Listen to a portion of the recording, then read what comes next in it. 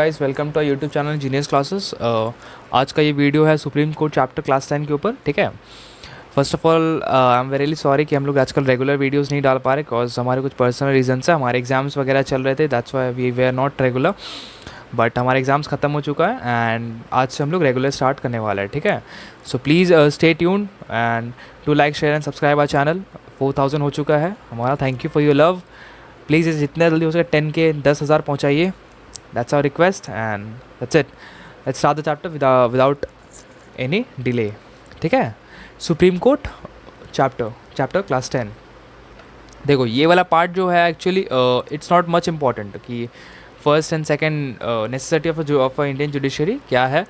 It's not important. ये class 10 के exams में नहीं पूछे जाएंगे। ठीक है, एंड अगर आपको पढ़ना है तो आप पढ़ सकते हो। वैसे ये पॉइंट कहना चाहता है, देखो मैं आपको ब्रीफ दे देता हूँ क्या कहना चाहता है, but it is not important. You can skip this part और एक काम करते हैं, स्किप करके सीधे मेन टॉपिक पे चलते हैं, सुप्रीम कोर्ट का कॉम्पोजिशन, जो कि मेन जहाँ से एग्जाम में आने वाला है।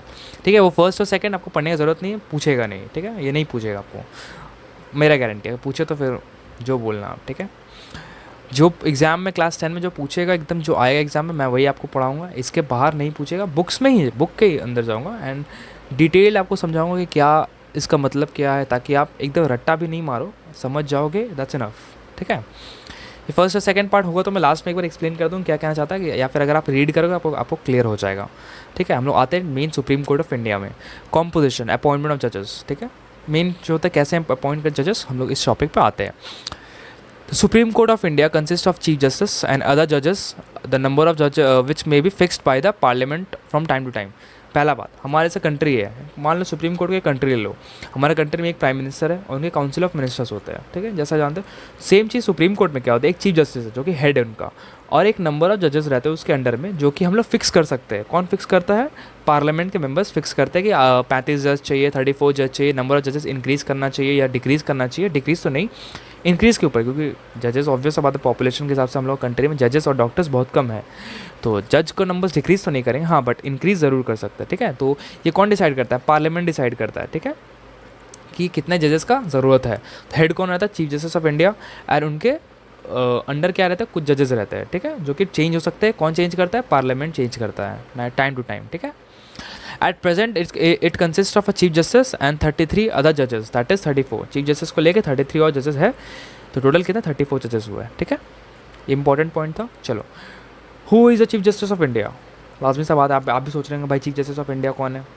ठीक है, the chief justice and other जजेस of the supreme court are appointed by the president. हमेशा याद रखना, 1 मार्क्स क्वेश्चन में पूछा जाएगा कि who appoints the chief justice of India and the other जजेस ऑफ द सुप्रीम कोर्ट। कौन करता है? प्रेसिडेंट करते हैं। ठीक है, but he does not have the free hand in this matter. मतलब प्रेसिडेंट का क्या है? फ्री हैंड इस मैटर में नहीं है। He must consult the CJI, chief justice of the supreme court, before appointing any जज इन इट। मान लो प्रेसिडेंट को कोई जज अपॉइंट करना है, सुप्रीम कोर्ट में एक जज डालना है। ठीक है, तो उसमें क्या करना पड़ेगा? जैसा को जिसको मन उसको नहीं अपॉइंट कर सकता, उसको क्या करना पड़ेगा? जो CJI है, चीफ जस्टिस ऑफ इंडिया है, उससे कंसल्ट करना पड़ेगा कि भाई ये ए आदमी है, इसे मैं जज बनाना चाहता हूँ। तो CJI बोलेगा हाँ सही है, या फिर अपना कंसल्टेंस उसे प्रेसिडेंट लेगा। ठीक है, in the matter of appointment of the CJI he shall consult the judges of the Supreme Court and of the High Courts as may deem necessary।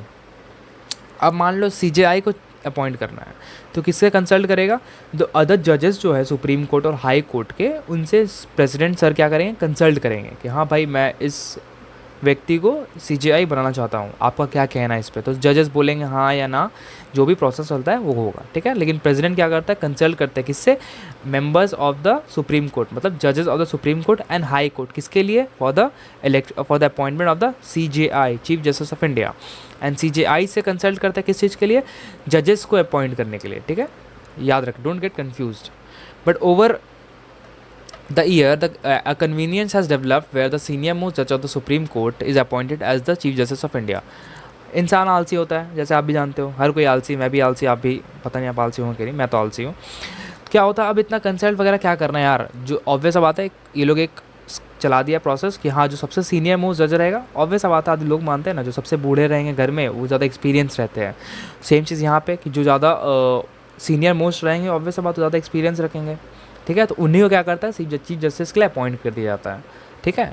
Senior most जज है सुप्रीम कोर्ट को, supreme court का उसे CJI appoint कर दिया जाता है, ठीक है। ये नोट जो पार्ट है नहीं पूछेगा, ठीक है, 10th में नहीं पूछेगा, सीधे आइए क्वालिफिकेशन। जो जो पॉइंट पूछेगा मैं आपको एकदम बता रहा हूँ। नोट जो है आपको जस्ट एक्स्ट्रा ज्ञान, एक्स्ट्रा नॉलेज के लिए पढ़ने की ज़रूरत नहीं है। जिसको एक्स्ट्रा नॉलेज चाहिए रीड कर लेना, नहीं समझ आए कमेंट सेक्शन में हमला बोल देना, ठीक है। सीधे आते क्वालिफिकेशन पे। पहला क्वालिफिकेशन क्या होना चाहिए? He must be a citizen of India. Obvious सा बात है भाई, पाकिस्तान या बांग्लादेश के लोग को तो हम जज नहीं बनाएंगे, ठीक है। He must have worked as a जज in any of the high courts continuously for not less than 5 years। उस व्यक्ति को हाई कोर्ट का जज होना होगा कंटिन्यूसली, ये नहीं कि 1 साल हुआ 2 साल हुआ फिर छोड़ दिया, फिर नहीं, कंटिन्यूसली 5 years के लिए उसे हाई कोर्ट का जज होना होगा, तभी वो सुप्रीम कोर्ट का जज के लिए एलिजिबल है, ठीक है। और he must have been an advocate of a high court for at least 10 years standing. और क्या होता है कि उसे, उस व्यक्ति को एटलीस्ट 10 साल के लिए हाई कोर्ट का एडवोकेट होना होगा। स्टैंडिंग एडवोकेट मतलब एट प्रेजेंट वो एडवोकेट है, ये नहीं कि था 10 साल थे फिर छोड़ दिया, तो नहीं, 10 साल से कंटिन्यू उसे एडवोकेट वाला प्रैक्टिस करते आना होगा, तभी वो एलिजिबल होता है, ठीक है। 4, he should be distinguish jurist in the opinion of the president. Obvious बात है भाई, क्लास में जो टॉपर रहता है, देखना टीचर ज़्यादा उसको प्रेफर करते हैं, सभी जानते हैं। तो इन्हें इलेक्ट कौन करता है? प्रेसिडेंट करता है। तो अगर आप प्रेसिडेंट के आँख में, समझ रहे हो ना, लगे रहोगे तो ऑब्वियस बात है आप अपॉइंट हो जाओगे, क्योंकि प्रेसिडेंट इलेक्ट करता है, अपॉइंट करता है, I mean। तो जैसे क्लास में कैसा होता है, जो स्टूडेंट ज़्यादा टॉपर टाइप्स रहता है या पढ़ाकू टाइप्स रहता है, टीचर क्या करता है उसे क्लास का हेड बना देते हैं, बनाते हैं ना, बस सेम चीज़, ठीक है। There is no clear provision as to who shall be appointed as the CJI of India. Generally the senior most जज of the supreme court is appointed as the CJI of India. कोई समझाने का बात नहीं है, वैसा कोई provision नहीं बना है कि CJI को ऐसे ही अपॉइंट या नॉमिनेट करना पड़ेगा, नहीं, ऐसा कोई प्रोसेस नहीं है। सिंपली क्या होता है, जो सीनियर मोस्ट जज है उसे अपॉइंट कर दिया जाता है, ठीक है। Term of office and removal of judges. The Chief Justice and other judges of the Supreme Court are appointed to work till they attain the age of 65 years of age. जब तक कि वो लोग 65 ईयर्स के as नहीं होते तब तक वो सुप्रीम कोर्ट का जज बन सकते हैं, रह सकते हैं। और या फिर जो CJI है, चीफ जस्टिस ऑफ इंडिया है, CJI, वो 65 ईयर्स ऑफ एज को जब तक वो अटेन नहीं करते तब तक वो रह सकते हैं, ठीक है। Although they are appointed by the president, the service cannot be terminated by him. सबसे मज़ेदार बात, एक तो वो लोग अपॉइंट होते हैं किसके थ्रू? प्रेसिडेंट के थ्रू, बट वो लोग प्रेसिडेंट के थ्रू हटाए नहीं जा सकते, ठीक है, प्रेसिडेंट उन्हें हटा नहीं सकता। They can resign from the post of their own accord when ever they like, मतलब जब मन तब वो रिज़ाइन कर सकते हैं, ठीक है, that is there will. Death of course can be another case of the end of the service and before the age of the retirement. अब आत्मा तो आके जजमेंट नहीं ना देगा, ठीक है। बट इफ अ जज of a supreme court is found guilty of misusing his powers और acting against the provision of the constitution, he can be impeached and relieved of his office. लेकिन अगर देखा जाता है कि जज जो अपना पावर का मिस यूज़ कर रहा या फिर अपना जो भी बदमाशी कर रहा, तो उससे हटाने का एक प्रोसेस है, उसे इम्पीच किया जाएगा। कौन करेगा? The procedure of impeachment of a जज is almost the same as the procedure as the president of India. कौन? प्रेजिडेंट ऑफ इंडिया का जो प्रोसेस है सेम ही प्रोसेस है CJI या फिर जजेस को हटाने का। क्या? पार्लियामेंट का मेंबर्स वोट करेंगे 2/3। अ जज of a supreme court shall not be remove from the office except by an order of the president passed after an address by each house of the parliament supported by a majority of the total membership of that house and by a majority of not less than 2/3 of the members of the house present and voting has been presented to the president in the same session of the for such a removal of on the ground of proved misbehavior and incapacity। लंबी चौड़ी line थी, जिसने बता दो क्या कहना चाहता है। देखो, बिना प्रेसिडेंट का परमिशन का कोई रिमूव नहीं हो सकता, ठीक है, पहला बात। लेकिन यहाँ पे क्या होगा, दोनों हाउस रहेंगे, लोअर हाउस अपर हाउस, वो लोग एक मीटिंग बैठेगा, वो लोग एक पास करेंगे रेजोल्यूशन, नहीं भाई ये बंदा है, ये मिसयूज़ कर रहा है या फिर मिसलीड कर रहा है अपना पावर्स का, उसे हटाना है। तो दोनों जब हाउस मीटिंग करके दोनों हाउस का मेजॉरिटी जब हाँ बोलेंगे कि हाँ भाई सच में इसे हटाना रहेगा, क्या मेजॉरिटी क्या है? 2/3 मेजॉरिटी मतलब या तो पूरा स्वैप सब कोई हाँ बोलेगा या फिर एटलीस्ट 2/3 मेंबर्स को हाँ बोलना पड़ेगा उस जज के अगेंस्ट में, ठीक है। तब वो क्या होगा, जाएगा, जब दोनों हाउस से पास हो जाएगा तब वो जाएगा प्रेसिडेंट के पास। जब प्रेसिडेंट के पास जाएगा तो वो रीड करेंगे, अच्छा इस बंदे ने ऐसा ऐसा गलती किया है, जब दोनों हाउस जब पास कर देगा तो प्रेसिडेंट क्या करेगा, उस बंदे को बोलेगा भाई अपना जगह छोड़ दो, ठीक है, उसे हटा दिया जाएगा, ठीक। ये प्रोसेस है। प्रेसिडेंट का भी ऐसे ही होता है ना, दोनों हाउस का मीटिंग बैठता है, फिर उन्हें हटा दिया जाता है, इम्पीच कर दिया जाता है। सेम चीज़ यहाँ, बट यहाँ प्रेसिडेंट रहते तो प्रेसिडेंट को साइन करना पड़ता है इम्पीचमेंट के तौर पर, ठीक है, कब, मिसबिहेवियर वगैरह पाने के लिए या फिर मिसयूज़ करने का पावर। चलो अब आता है jurisdiction and functions of the supreme court. क्या क्या पावर्स है सुप्रीम कोर्ट, क्या क्या काम करता है वो हम लोग देखते हैं, ठीक है। Original jurisdiction of a court implies those cases which can be directly brought before it. Original मतलब क्या, डायरेक्ट जो सुप्रीम कोर्ट के सामने लाया जा सकता है, ठीक है। कुछ कुछ है, आइए देखते क्या क्या है। इंटरप्रिटेशन ऑफ द कॉन्स्टिट्यूशन, इसका मतलब क्या होता है, मतलब कॉन्स्टिट्यूशन देखो, आपको मेरे को तो पूरा नहीं पता, लेकिन अगर आपको लगता है कि आपका कोई हक छीना जा रहा है, आप कहाँ जाओगे, या फिर कॉन्स्टिट्यूशन के बारे में कुछ जानना है कि भाई मान लो आपको कुछ ज़मीन चोरी हो गया, ज़मीन मतलब कुछ सामान चोरी हो गया, तो पता है ना, मैं एक नॉर्मल सिटीज़न भी सुप्रीम कोर्ट में केस ठोक सकता हूँ। मेरा एक वॉलेट जो चोरी हो जाएगा ना, इसके लिए मैं सुप्रीम कोर्ट में जा सकता हूँ, एक बंदा, ठीक है। तो ये क्या करता है, कॉन्स्टिट्यूशन को इंटरप्रेट करता है पब्लिक तो नहीं जानता ना कि भाई इस धारा में क्या पनिशमेंट है, एक वुमेन को हैरासमेंट करने का क्या पनिशमेंट, आपको क्या पता, मुझे तो नहीं पता, या किसी वुमेन को भी जल्दी नहीं पता रहेगा। तो वो क्या करेगा, केस आएगा सुप्रीम कोर्ट में, सुप्रीम कोर्ट क्या करेगा, अच्छा इस धारा के थ्रू आप जो कल्प्रेट है या फिर जो बदमाशी किया है उसको ये उम्र कैद की सज़ा या 10 साल की सज़ा, 5 साल की सज़ा जो है इंटरप्रेट कर रहा है कि कॉन्स्टिट्यूशन में लिखा हुआ। अच्छा अगर मान लो कोई छेड़खानी करता है तो उसे 5 साल की सज़ा दी जाती है, तो इंटरप्रेट किया, कॉन्स्टिट्यूशन को पढ़ के बताया मुझे क्या क्या गुनाह का क्या मतलब क्या गलती का क्या जो सज़ा है, कौन बताता है, सुप्रीम कोर्ट बताता है, ठीक है। तो इंटरप्रेट कर रहा है कॉन्स्टिट्यूशन का, ठीक है। All cases where interpretation of the constitution is required can be directly filed in the supreme court, ठीक है, सुप्रीम कोर्ट डायरेक्ट फाइल कर सकते हो आप। तो supreme court has the power of judicature to review and to decide whether the law pass by the legislature is ultra vires जो भी है।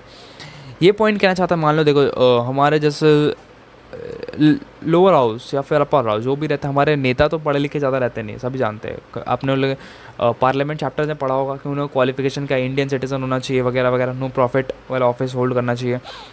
अब वो मान लो कुछ लॉ बनाते हैं, उनको तो बहुत सारे नेता को तो कॉन्स्टिट्यूशन पता भी नहीं है भाई क्या है क्या नहीं, तो एक लॉ पास हो जाएगा जो कि अनकॉन्स्टिट्यूशनल है, उन्हें तो नहीं ना पता भाई ये क्या काम सही है क्या गलत है, बस पास कर दिया। मतलब कॉन्स्टिट्यूशन के अगेंस्ट में क्या बहुत सारे नाजुक सा नियम लिखे हुए कॉन्स्टिट्यूशन में कि इन्हें हर किसी को फॉलो करना रहता है। तो मान लो कुछ मिस कर दिया या फिर कुछ अनलॉफुल एक नियम ना दिया, तो यहाँ पे सुप्रीम कोर्ट क्या करेगा, चेक करेगा कि सच में एक्चुअली जो अल्ट्रा वायरस जो है, यहाँ पे वायरस जो भी है वर्ड, इसका मतलब क्या होता है, देखना कि अनलॉफुली कुछ हो रहा नहीं ना, या फिर बियॉन्ड द पावर, आपका जो पावर है उससे ज़्यादा अगर आप तो नहीं ना अपना पैर फैला रहे, जितने चादर उतना पैर फैलाना चाहिए, ठीक है।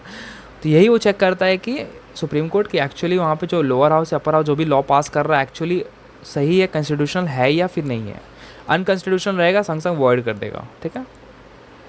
चलो सेंटर स्टेट डिस्प्यूट्स, अब मान लो सेंटर और जैसा मेरा वेस्ट बंगाल हमेशा झगड़ा चलता रहता है, स्टेट गवर्नमेंट और सेंट्रल गवर्नमेंट, तो यहाँ पे जो डिस्प्यूट पैदा होगा कौन सॉल्व करेगा, सुप्रीम कोर्ट सॉल्व करेगा, ठीक है। ये पॉइंट ये कहता है all the disputes between centre on the one hand and state on the other fall within the original jurisdiction of the supreme court, ठीक है। डिस्प्यूट्स बिटवीन 2 और मोर स्टेट्स, मान लो west Bengal Orissa, west Bengal Bihar, west Bengal UP, लड़ाई हो रहा, कौन आएगा बचाने के लिए, मतलब सुलझाने के लिए, तो सुप्रीम कोर्ट आएगा। वेस्ट बंगाल भी जाएगा, उड़ीसा या फिर जिससे उसका फाइट है वो भी जाएगा, बोलेगा भाई मेरा इसलिए झगड़ा हो रहा है, इसने ये चोरी कर लिया, इसने वो चोरी कर लिया, सुप्रीम कोर्ट में जाएगा। तो क्या होता है, ये तीसरा पॉइंट क्या कहना चाहता है कि अगर 2 स्टेट्स के या फिर 2 से ज़्यादा स्टेट के जो झगड़ा हो रहा होगा तो कौन सॉल्व करेगा, सुप्रीम कोर्ट सॉल्व करेगा, ठीक है। Fundamental rights, infringements, abridgements and denial of the fundamental rights guaranteed by the constitution. मान लो किसी किसी व्यक्ति का अगर आपका फंडामेंटल राइट्स अभी छीन लिया जाता है, या फिर अगर आपको जो फंडामेंटल राइट्स है वो उससे आपको वंचित किया जाता है, मतलब आपको नहीं दिया जा रहा, तो आप क्या, जैसे मान लो ये क्या होता है, इन्फ्रिंगमेंट का मतलब क्या होता है, टू ब्रेक द रूल। मान लो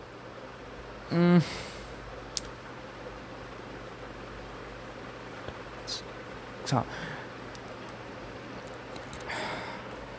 तो नेक्स्ट आता है फंडामेंटल राइट्स, ठीक है। फंडामेंटल राइट्स क्या कहता है, केसेस रिलेटिंग इन्फ्रिगमेंट क्या होता है, मान लो कोई भी रूल या फिर कोई भी नियम को तोड़ना, किसी भी चीज़ को वायलेट करना, कोई भी रूल होता है ना, कि रूल किसी चीज़ का बनता है उसको वायलेट करना, ठीक है, उसका मतलब होता है इन्फ्रिगमेंट।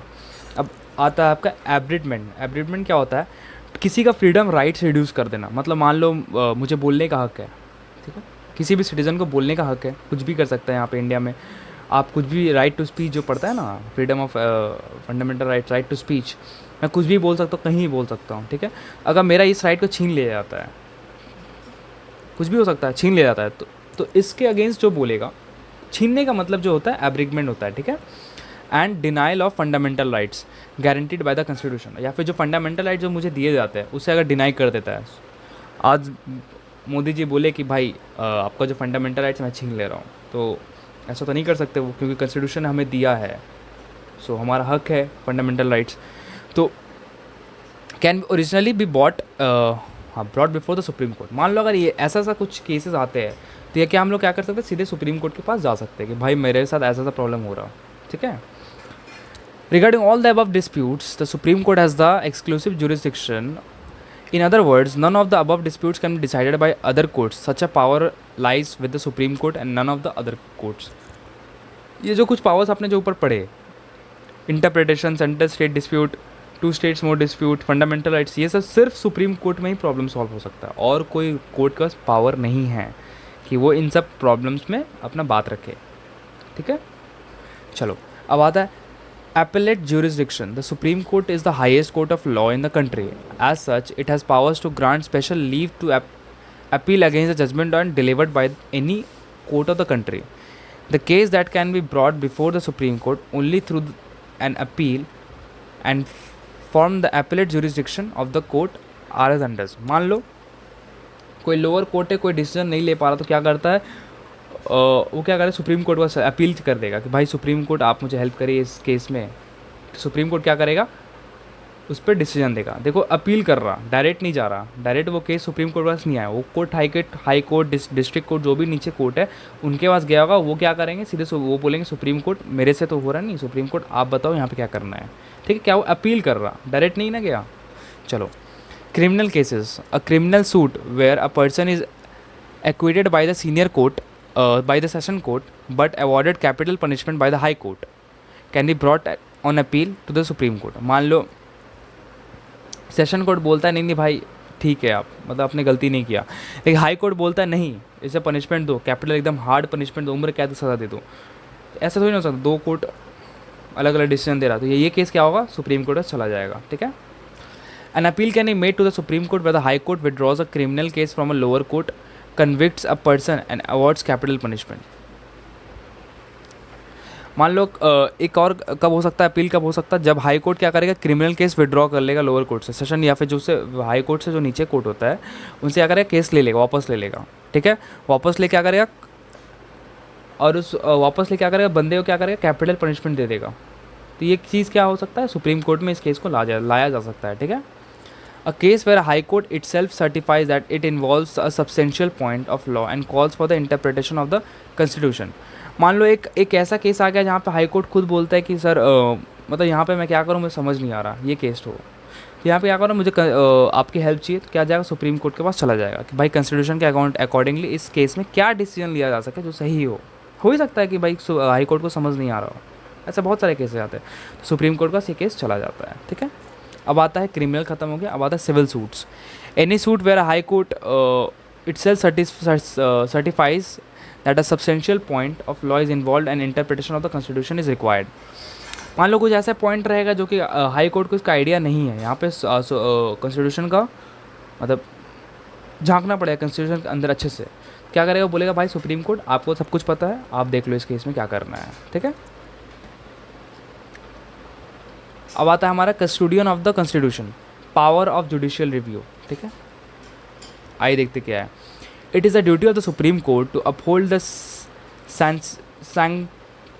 sanctity of the constitution. It can review a central or state law to establish its legality or otherwise, ठीक है। If the parliament passes any law that is against the constitution, the supreme court can declare the law as unconstitutional. Simple English है, ठीक है।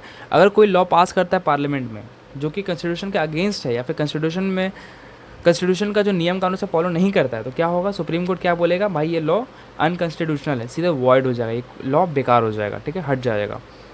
It can declare the ordinance regarding the nationalisation of banks and abolition of privy purses of the भाग यार। तो हमारा next आता है क्या, custodian of the constitution, power of judicial review, ठीक है। आई से पढ़ते क्या कहना चाहता है, if the duty of the supreme court to uphold the sanctity of the constitution, it can review a central और a state law to establish it's लेजिलिटी और अदरवाइज। मान लो कोई स्टेट गवर्नमेंट या कोई फिर सेंट्रल गवर्नमेंट कोई लॉ लाता है तो उसको क्या करता है, चेक करता है कि सही में मतलब इट्स एक्चुअली वैलिड और not, it's according to the constitution और नॉट, ठीक है। If the parliament passes any law that is against the constitution, the supreme court can declare the law as unconstitutional. अगर कोई भी constitution क्या, अगर कोई भी मान एक सेकेंड, अगर कोई भी मान लो पार्लियामेंट एक लॉ पास करता है जो कि कॉन्स्टिट्यूशन के अगेंस्ट होता है, क्या होता है, उसे जस्ट पार्लियामेंट क्या बोल देगा, सुप्रीम कोर्ट क्या बोल देगा कि it's unconstitutional, not according the constitution, बेकार है, वॉइड है, हटाओ, ठीक है। It can declare the ordinances regarding the nationalization of the banks and abolition of the privy purses of the princes as null and void. आप सोच रहे हो प्रीवी पर्सेस क्या होता है, उस टाइम में क्या होता था, जब आज़ाद हुआ था, जो प्रिंसली स्टेट्स थे ना, वो कहते थे कि हमारा खर्चा चलाने के लिए हमें कुछ पैसा चाहिए, तो किसी चीज़ के लिए मान लो पैसे लगते हैं, ज़रूरत है, तो उन्हें दिया जाता था। लेकिन अगर पब्लिक का पैसा, टैक्स का पैसा, उसे अगर कोई पर्सनल यूज़ के लिए यूज़ करे तो दैट इज़ रॉन्ग ना। तो इस चीज़ को एबॉलिश कर दिया गया, क्या पैसा नहीं मांग सकते, इस चीज़ को हटा दिया गया, ठीक है। नेशनलाइजेशन ऑफ द बैंक्स आपको समझ नहीं आएगा, अभी आप क्लास 11-12 में आपको समझ आ जाएगा। मतलब जितने भी उस टाइम आज़ादी के बाद जितने भी बैंक्स थे, सबको गवर्नमेंट ऑफ इंडिया अपने अंडर ले लिया, that is called nationalisation of bank, ठीक है। Void, but unlike the supreme court of the USA, the review of laws is not automatic. It does not step in unless a person aggrieved by the such laws called the Supreme Court to readdress. एक second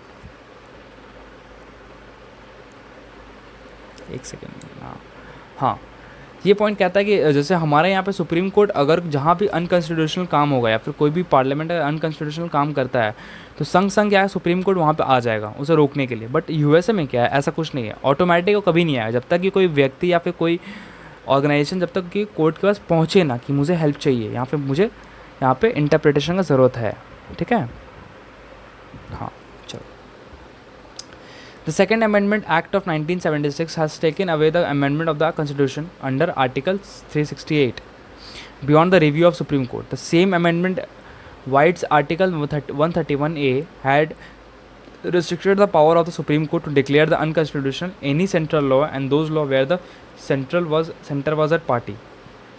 ये point कहता है कि पहले के time में क्या था, सुप्रीम कोर्ट के पास वो पावर नहीं था कि मान लो सेंट्रल गवर्नमेंट, सेंटर में पार्टी था, जो हेड थे, प्राइम मिनिस्टर या फिर जो भी हेड थे, वो अगर कोई लॉ पास करते हैं तो सुप्रीम कोर्ट का ये पावर नहीं था कि उसे वो चेंज कर दे या फिर उसे बोले नहीं ये लॉ गलत है, इसे हटा दिया जाए, उनके पास पहले वो पावर नहीं था।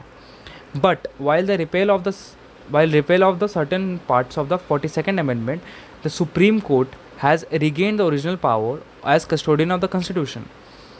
लेकिन जब उस 42nd अमेंडमेंट अगर जो कुछ पार्ट्स थे उन्हें जब चेंज करने के बाद सुप्रीम कोर्ट को अपना खुद का पावर वापस मिल गया। वो क्या था कि अब अगर कुछ भी अनकॉन्स्टिट्यूशनल काम होता है या फिर कॉन्स्टिट्यूशन के अगेंस्ट कोई काम होता है तो सुप्रीम कोर्ट का पावर क्या है, उसे संग संग वॉइड या फिर उस लॉ को हटा देने का, ठीक है।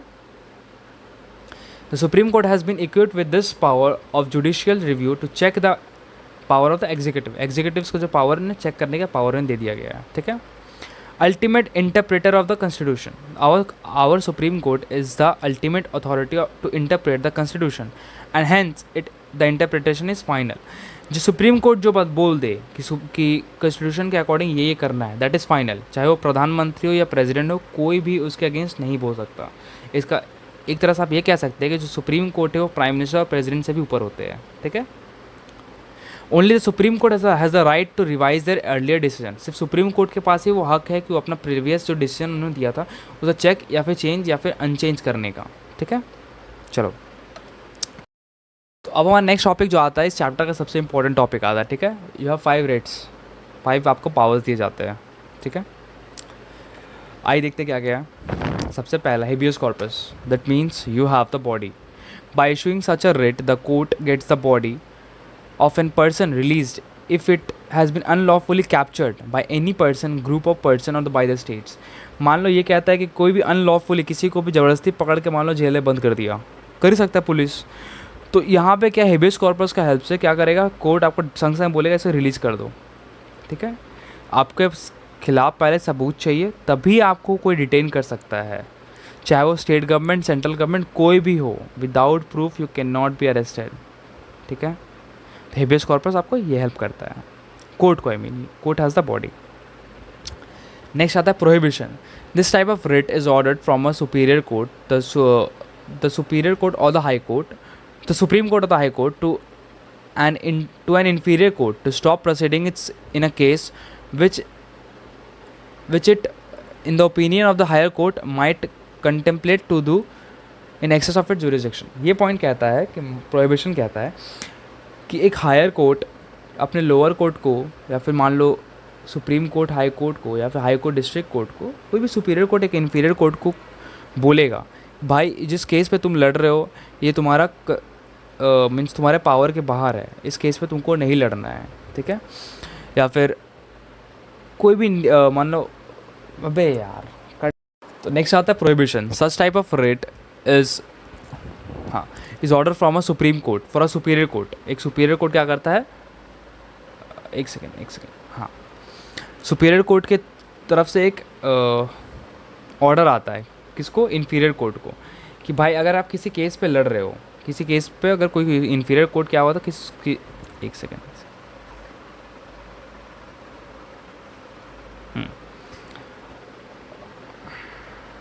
हाँ, मान लो अगर कोई भी इन्फीरियर कोर्ट जो है किसी केस पे अपना डिसीजन सुना रहा जो कि उसके जुरिडिक्शन के बाहर है, जो कि उसके पावर के बाहर है, मतलब वो इस चीज़ पे एक्शन नहीं ले सकता, तो कि एक सुपीरियर कोर्ट क्या करेगा, उससे बोलेगा भाई stop it, stop the proceedings because this you are crossing your jurisdiction.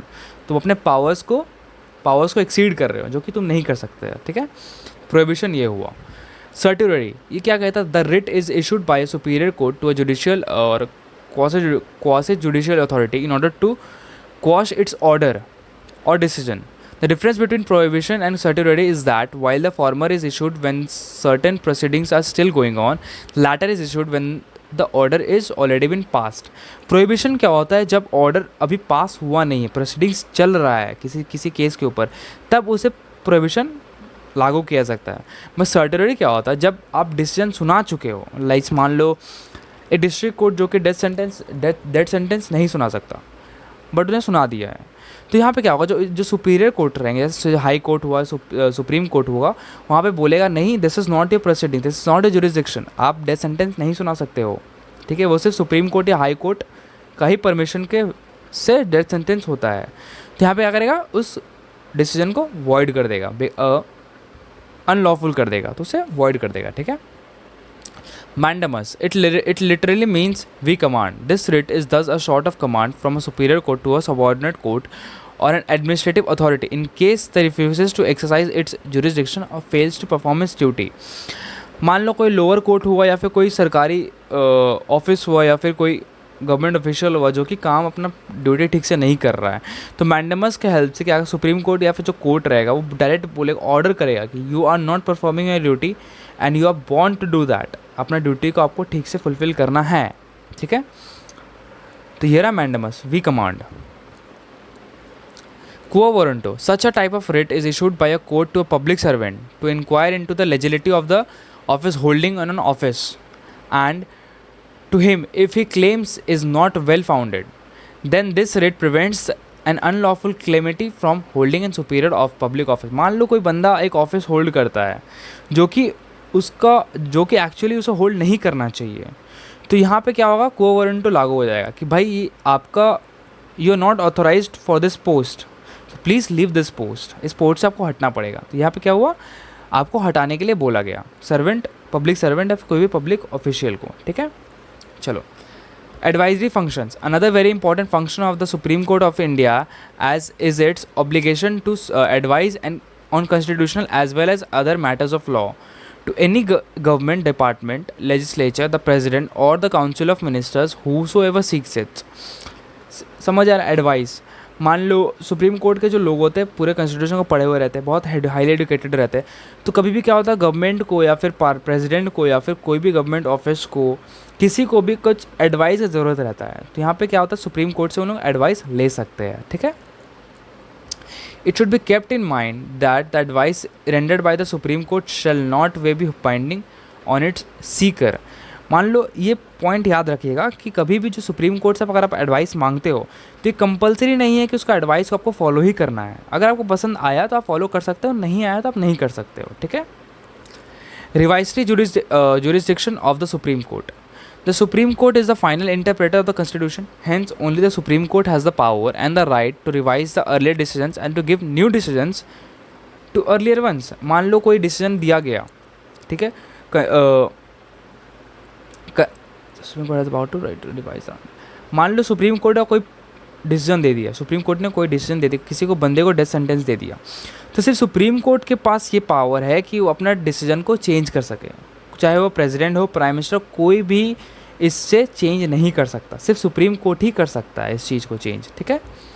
This provision is given because human judgement is fallible and the apex court may rectify sometimes when it was misjudged. ये इसलिए दिया गया, देखो इंसान है, इंसान से गलतियाँ हो ही सकती है, तो जब आपको गलती का एहसास हो जाए तो आप चेंज कर सकते हो। ठीक है। मान लो कोई डिसीजन दे दिया गया जो कि मिसजज था, गलत था, तो बाद में आप इसे चेंज ज़रूर कर सकते हो। ठीक है।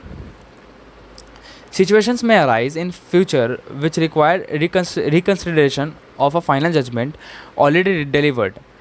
The judgment cannot be allowed to continue indefinitely।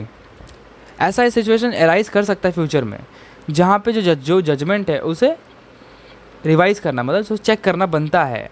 आप किसी भी जस्ट एक टाइम में अगर आप मान लो कोई जजमेंट आप दे दिए तो आप जो कि सही नहीं लगता है तो आप उसे फॉलो नहीं कर सकते, क्योंकि आपको लग रहा है कि वो गलत है कहीं ना कहीं, तो आपको उसे चेंज करने का हक है, आपको उसे चेंज करने का पावर है, तो आप चेंज कर सकते हो। ठीक है। सिर्फ सुप्रीम कोर्ट कर सकता है ऐसा। Administrative function. The supreme court is responsible only for the administrative of its own affairs and procedures. सिर्फ अपना ही काम के ऊपर सुप्रीम कोर्ट का पावर है, अपना ही अफेयर्स के ऊपर उनका पावर है। Each high court makes its own procedures of administration and for the subordinate courts under it jurisdiction. Her high court खुद का जो कोर्ट चलना है, जो कोर्ट्स का प्रोसीडिंग्स है, हर हाई कोर्ट अपना खुद का करता है, या फिर उसके नीचे जो सबऑर्डिनेट कोर्ट होता है उसका वो हेल्प करता है हाई कोर्ट। ठीक है। There are different authorities for appointment of subordinate services including supreme court. ठीक है। It can issue orders to any other court in the country in the interest of better, quicker and cheaper justice to the people of India. मान लो कोई भी जो supreme court है उसका ये पावर है किसी को भी जल्दी से, मतलब लोअर कोर्ट को ये ऑर्डर करने का कि भाई आपका जो प्रोसीडिंग्स है उसे फास्ट करो, जल्दी करो, ताकि पब्लिक को प्रॉब्लम ना हो। ठीक है। Court of record. The supreme court acts as the court of record also. All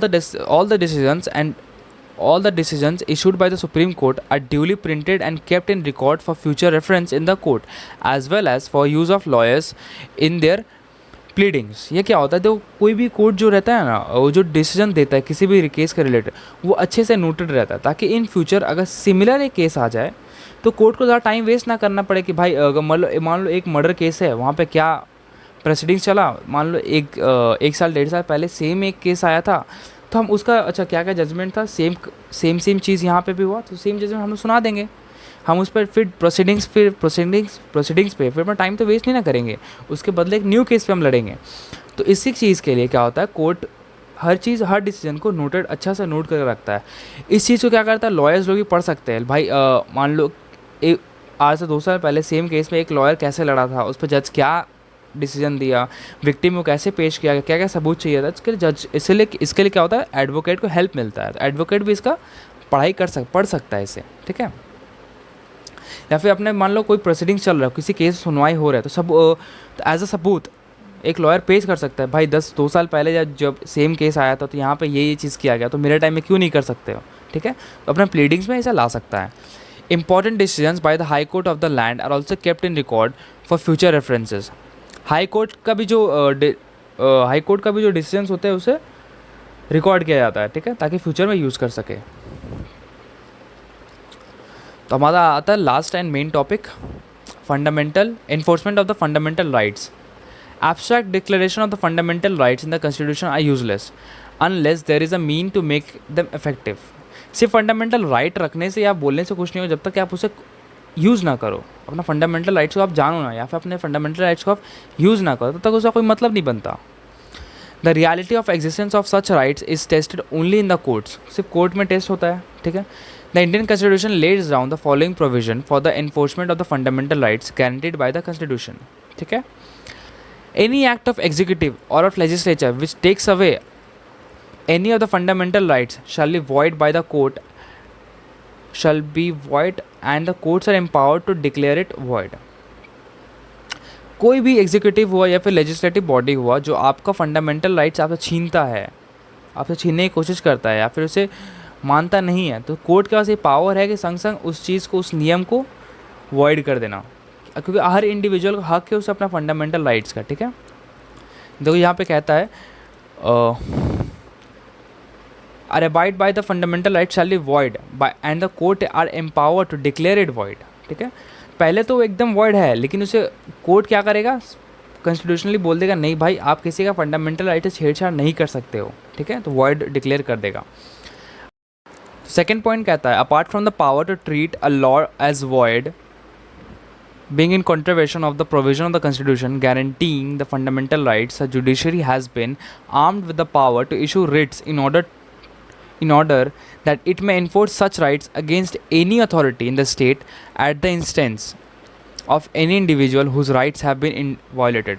ये पॉइंट कहता है कि एक तो वॉइड करने का पावर तो है ही, लेकिन अगर किसी इंडिविजुअल का अगर राइट्स को अगर वायलेट किया जाता है तो सुप्रीम कोर्ट क्या करेगा, वहाँ पे अपना पावर्स दिखाएगा कि भाई you are not derive from the power. जो भी उसका पावर को, जो भी उसका फंडामेंटल राइट को वायलेट करता है उसके अगेंस्ट संग संग क्या करेगा, अपने एक्शंस लेगा रिट्स के हेल्प से, ठीक है, जैसे मैंडेमस को वारंट जो आपने पढ़ा था उसके हेल्प से, ठीक है।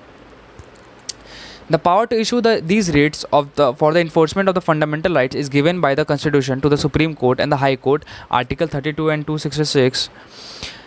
The rights also guarantee shall not be suspended except during proclamation of emergency. जब भी कंट्री में इमरजेंसी आता है सिर्फ आर्टिकल 21 ऐसा कुछ है जो कि उसको छोड़ के आपका हर राइट्स वापस आपसे छीन लिया जाता है, ठीक है। कंट्री में एक बार ही इमरजेंसी हुआ है, बहुत दहशतगर्दी मची थी, तो जब इमरजेंसी डिक्लेयर होता है कंट्री में तभी आपका राइट्स आपसे छीन लिया जाता है, ठीक है, except for during the proclamation of emergency in the manner laid down by the constitution, ठीक है, जो कॉन्स्टिट्यूशन के तहत से ले लिया जाता है।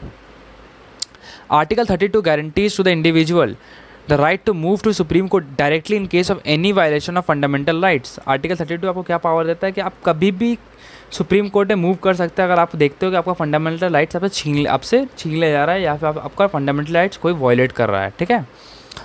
Article 32 has been regarded as the cornerstone of the entire edifice set up by the constitution, ठीक है। Doctor Ambedkar said it is the very soul of the constitution and very heart of the constitution, ठीक है। चलो